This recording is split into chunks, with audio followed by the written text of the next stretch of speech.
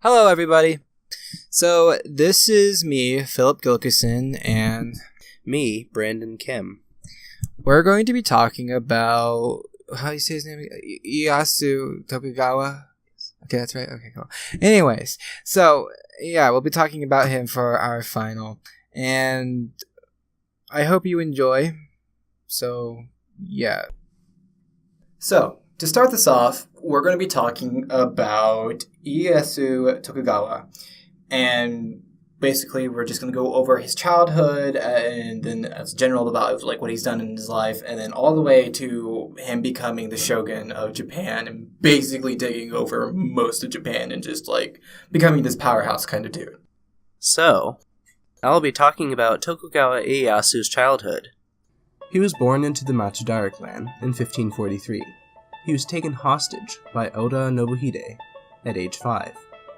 At one point, his father was threatened with Ieyasu's execution if the father didn't cut ties with the Imagawa. Ieyasu's father chose to remain allies with the Imagawa and sacrificed his son's life. Ieyasu was obviously not executed. Later, Ieyasu's father was killed by a vassal in 1549, and there was general strife. Oda Nobuhide died in 1551, and Nobunaga rose to power. Ieyasu was given to the Sunpu region and was raised there rather comfortably. Now we'll talk about how he was and became a general for Japan. After the Imagawa were defeated in battle by Nobunaga in 1560, Tokugawa went to his original home and took control of the Matsudaira. He took several steps to solidify his power, namely aligning himself with Nobunaga, whom he knew was the most powerful and most likely to be successful. I mean, like, if I was going to be hanging with any friends, more than likely I'm going to have at least one rich friend. You never know what's going to happen. Anyways, Tokugawa was a very optimistic and would take over any land that was left unsupervised. He continued expanding whenever he could until Nobunaga fell. Nobunaga was rebelled against, and he committed suicide after being injured in 1582. Hideyoshi took over Nobunaga's territory. The two largest powers were now Hideyoshi's and Tokugawa's. They fought for a little bit, but Tokugawa ultimately decided to serve Hideyoshi. Hideyoshi left Tokugawa alone from then on, and let Tokugawa keep his land. As a shogun,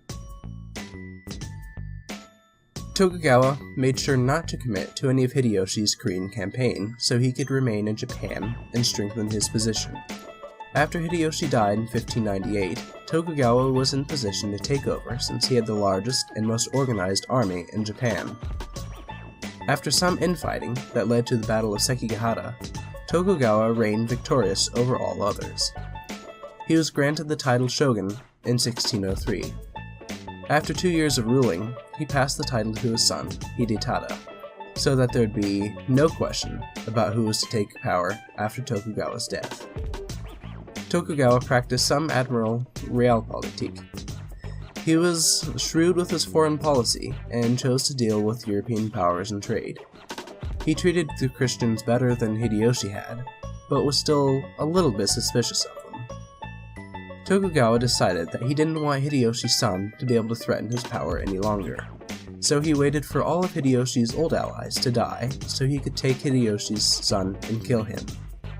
He sieged Osaka's castle and ultimately destroyed it. Hideyoshi's son died in 1615. Tokugawa later died in 1616, leaving his now firmly established son in power. By doing that, he managed to, start out strong, and then he was just patient, and he was able to win that. So I guess we can learn a little bit from that, but other than that, this is most of what Tokugawa was, and he was a pretty good, cool guy, and a little bit ruthless sometimes, but most of Japanese shoguns were back then, so. Okay, so I hope you enjoyed this video, and we put a lot of work into it. So, yeah. Have a nice day, I guess.